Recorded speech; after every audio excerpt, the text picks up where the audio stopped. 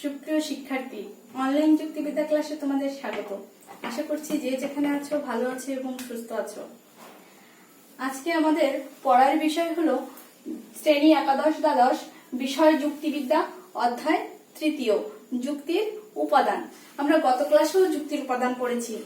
যুক্তির উপাদানে আমরা আজকে শিখব পদ এবং শব্দ, পদ ও শব্দের ভিতরে পার্থক্য, পদ ও শব্দের প্রকারভেদ, ব্যক্তার্থ এবং জ্ঞাতার্থ কি, এবং শিখব ব্যক্তার্থ ও জ্ঞাতার্থের হ্রাস বৃদ্ধির নিয়ম। তাহলে চলো বন্ধুরা আমরা ক্লাস শুরু করি। প্রথমে আমরা জানবো যে যুক্তিবিদ্যা কি। আমরা গত ক্লাসে পড়েছি যে যুক্তিবিদ্যা কি। যুক্তিবিদ্যা হলো ভাষায় প্রকাশিত চিন্তা সম্পর্কিত বিদ্যা। এবার শিখবো যে যুক্তি বাক্য কি।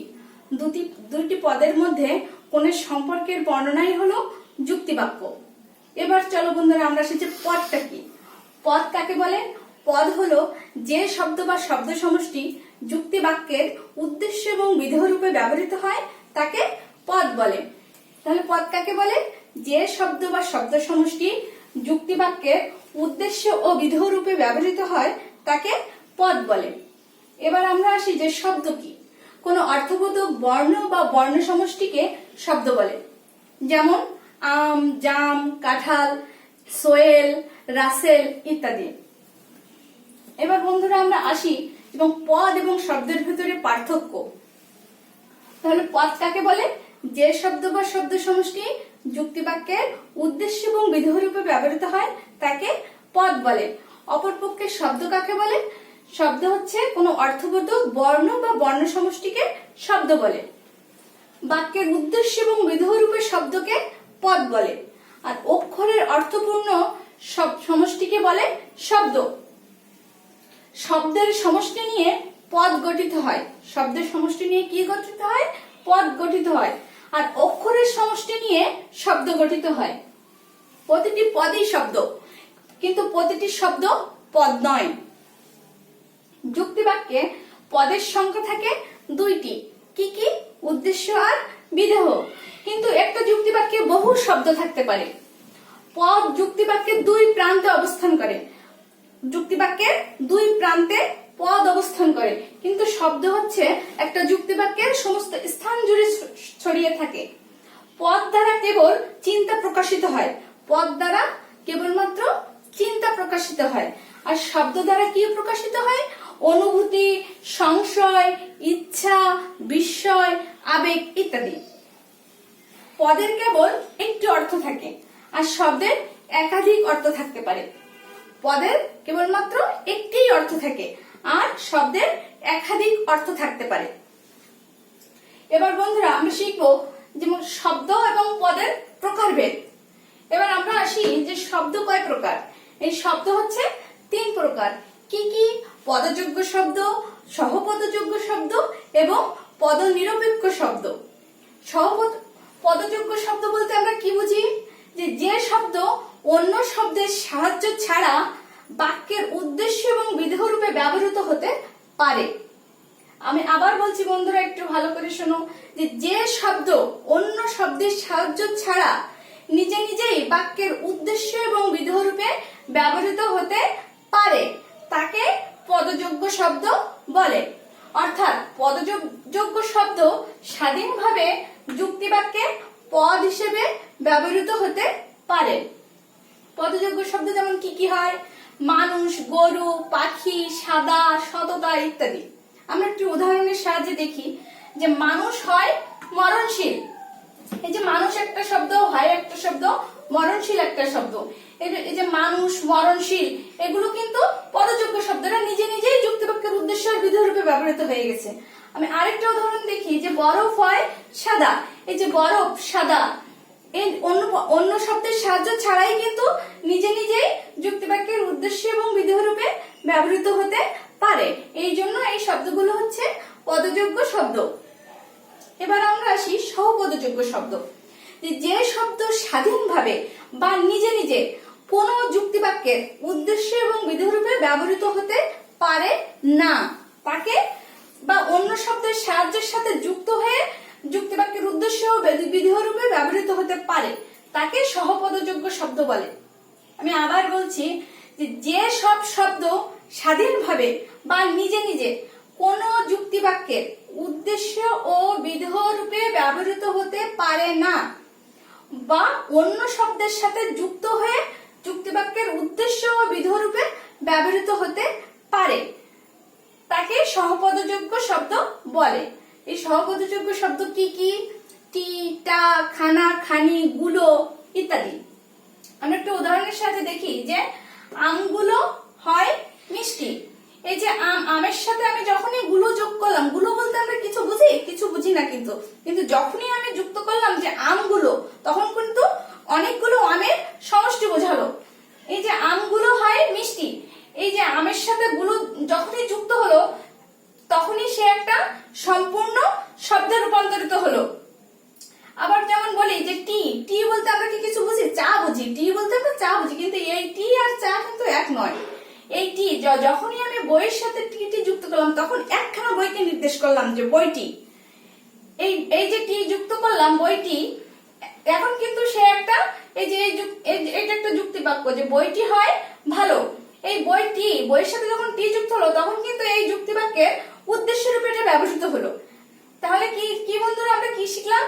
যে শব্দ স্বাধীনভাবে বা নিজে নিজে কোন যুক্তি বাক্যের উদ্দেশ্য বিধেয় রূপে ব্যবহৃত হতে পারে না, তবে অন্য শব্দের সাথে যুক্ত হয়ে যুক্তি বাক্যের উদ্দেশ্য ও বিধেয় রূপে ব্যবহৃত হতে পারে তাকে সহপদযোগ্য শব্দ বলে। তাহলে সহপদযোগ্য শব্দ কি কি? টি, টা, খানা, খানি, গুলো ইত্যাদি। এবার আমরা আসি পদনিরপেক্ষ শব্দ।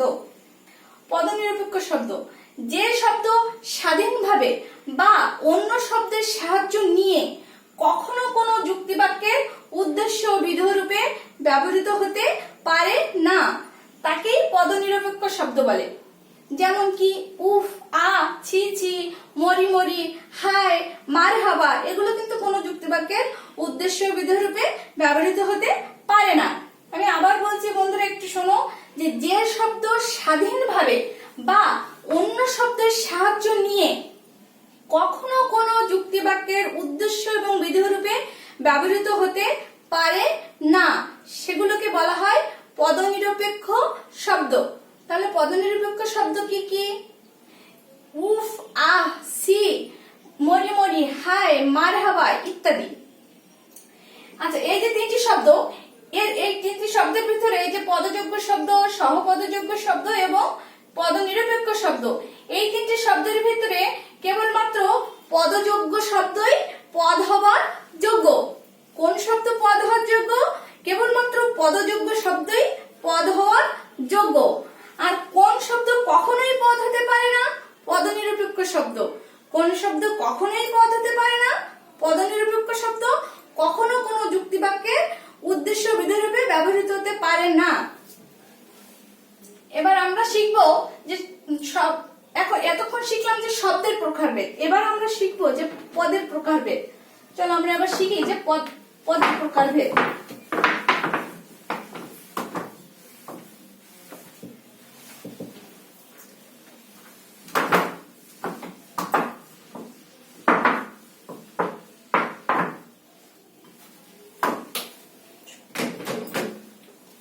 যুক্তিবিদরা বিভিন্ন দৃষ্টিকোণ থেকে পদকে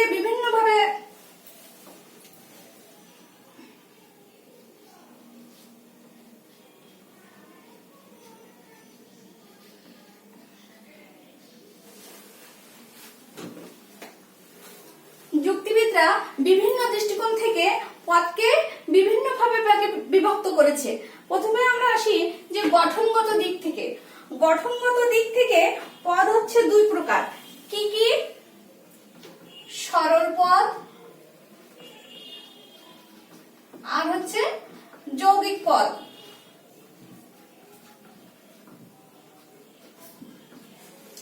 যে পদ কেবলমাত্র একটি মাত্র শব্দ দ্বারা গঠিত হয় তাকে সরল পদ বলা হয়।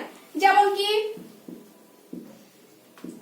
মানুষ, গরু, বই ইত্যাদি। এবার আমরা আসি যে যৌগিক পদ। যে পদ একাধিক শব্দ দ্বারা গঠিত তাকে বলে যৌগিক পদ। যে পদ একাধিক শব্দ দ্বারা গঠিত তাকে যৌগিক পদ বলা হয়। যেমন কি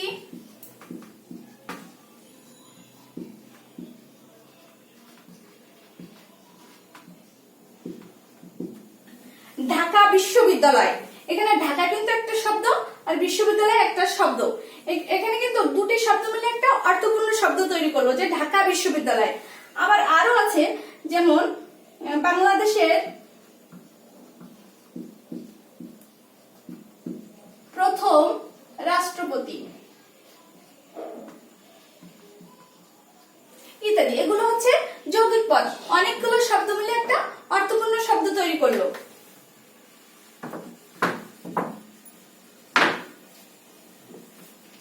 এবার আমরা আসি যে অর্থের দিক থেকে।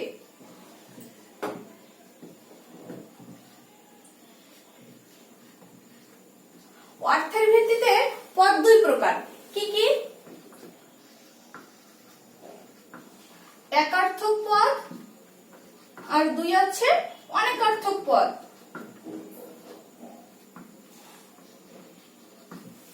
যে পদের একটি মাত্র অর্থ আছে তাকে একার্থক পদ বলে, আর যে পদের অনেকগুলো অর্থ আছে তাকে অনেকার্থক পদ বলে।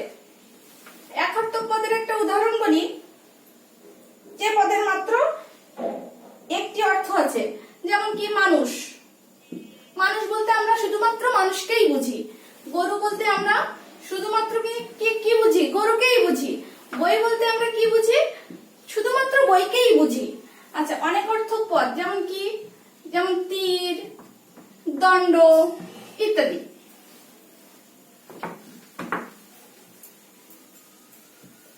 এই যে অর্থের দিক থেকে পদ কিন্তু আরো অনেক ভাগে বিভক্ত হতে পারে, যেমন কি সদর্থক পদ, নঙার্থক পদ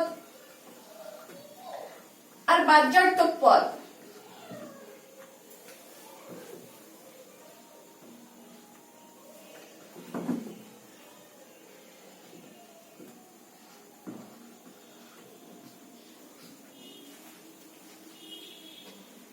সদর্থক পদ কাকে বলে?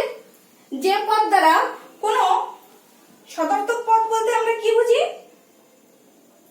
যে পদ দ্বারা কোনো গুণ বা গুণাবলীর উপস্থিতি বোঝায় তাকে আমরা সদর্থক পদ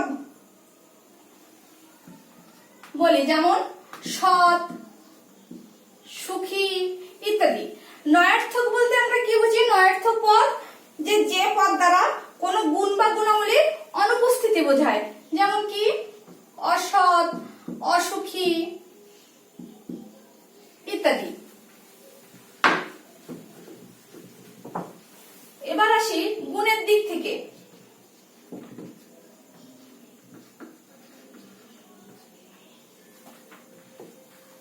গুণের দিক থেকেও পদ দুই প্রকার, কি কি?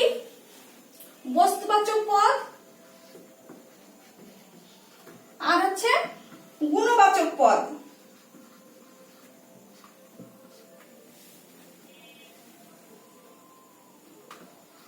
বস্তুবাচক পদ কাকে বলে? যে পদ দ্বারা কোনো অস্তিত্বশীল বস্তুকে বোঝায় তাকে বস্তুবাচক পদ বলে, যেমন বই, গাছ ইত্যাদি। গুণবাচক পদ যে পদ দ্বারা কোনো গুণকে নির্দেশ করে তাকে গুণবাচক পদ বলে। গুণবাচক পদ কাকে বলে? যে পদ দ্বারা কোনো গুণকে নির্দেশ করে, যেমন সততা, শিক্ষিত, সাদাত্ব ইত্যাদি। এবার আমরা আসি জাত্যার্থর ভিত্তিতে। জাত্যার্থের দিক থেকেও পদ দুই প্রকার, কি কি? জাত্যার্থক পদ আর হচ্ছে অজাত্যার্থক পদ।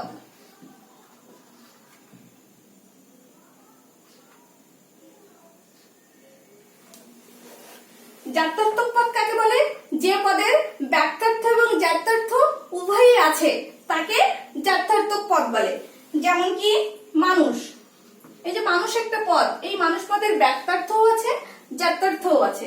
আচ্ছা, অজাত্যার্থক পদ কাকে বলে? যে পদ শুধু ব্যক্তার্থ বা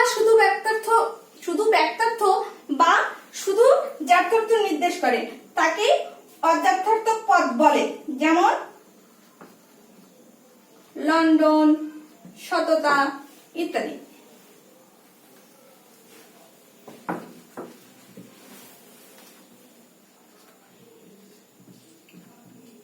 এবার আসি যে স্বয়ং সম্পূর্ণতার ভিত্তিতে।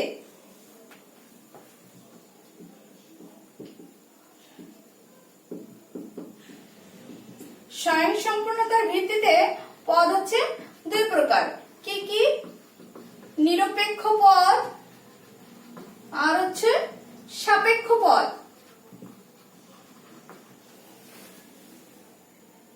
নিরপেক্ষ পদ কাকে বলে?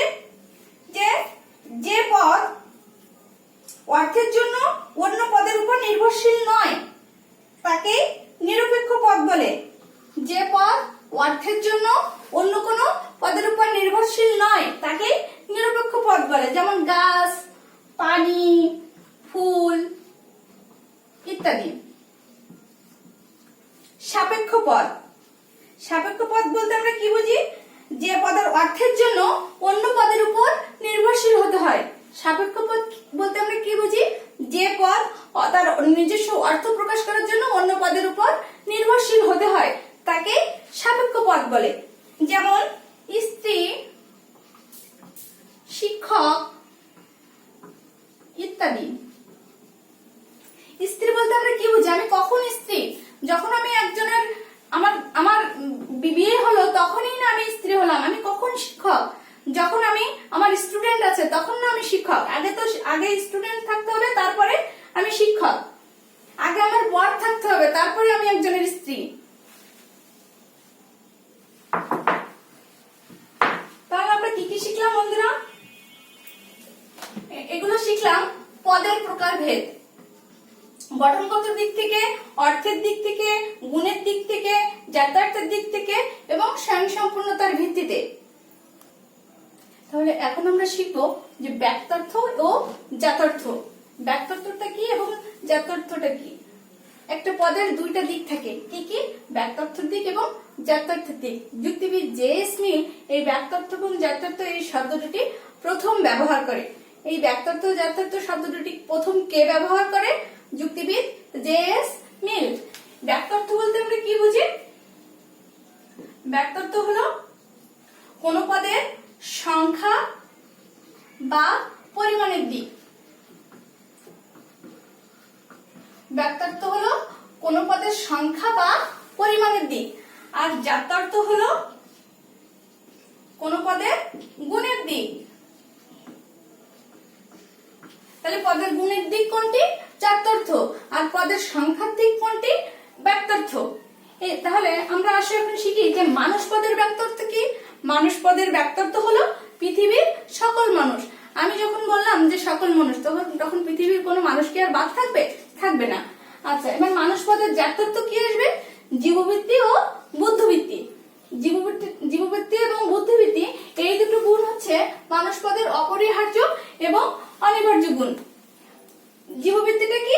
মানুষ, সে যে একটা জীব, সেটা প্রথমত সে জীব। আর তারপর বুদ্ধিবৃত্তি। বুদ্ধিবৃত্তিটা কি?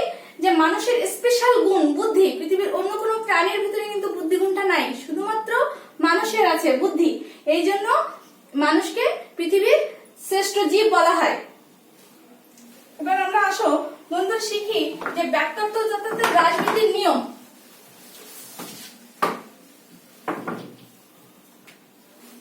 ব্যক্তার্থ ও জাত্যার্থের রাজবৃদ্ধির নিয়মটা হচ্ছে বিপরীতমুখী। এই ব্যক্তার্থ জাত্যার্থের রাজবৃদ্ধির নিয়ম হচ্ছে বিপরীতমুখী। কেমন?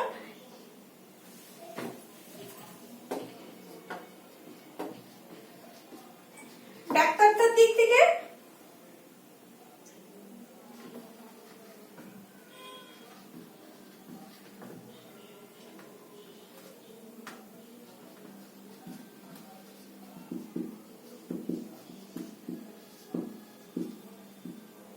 কোন পদের ব্যক্তার্থ বাড়লে জাত্যার্থ কমে, আর কোন পদের ব্যক্তার্থ কমলে জাত্যার্থ বাড়ে। জাত্যার্থের দিক থেকে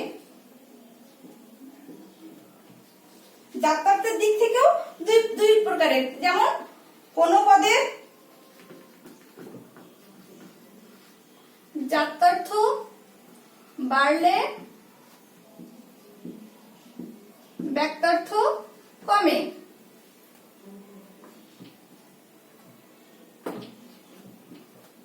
কোন পদের জাত্যার্থ কমলে ব্যক্তার্থ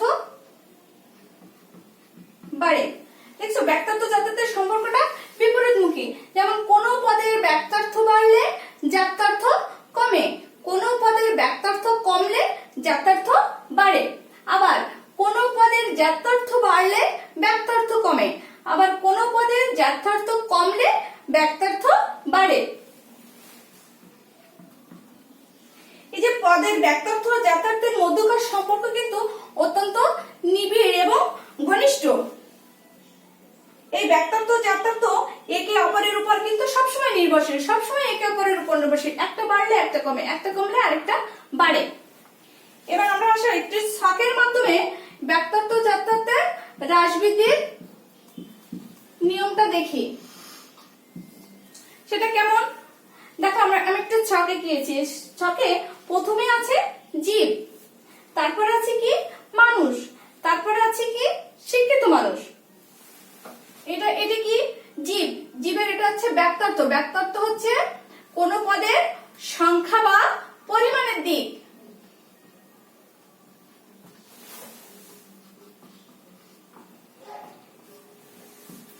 এই যে জীব পদ, এই যে জীব পদের ব্যক্তার্থ কি?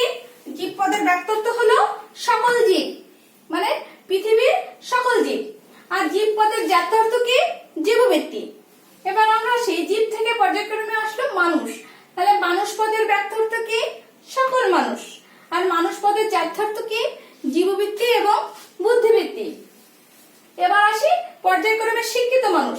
এই শিক্ষিত মানুষের ব্যক্তার্থ কি? সকল শিক্ষিত মানুষ। আর শিক্ষিত মানুষের জাত্যার্থ কি?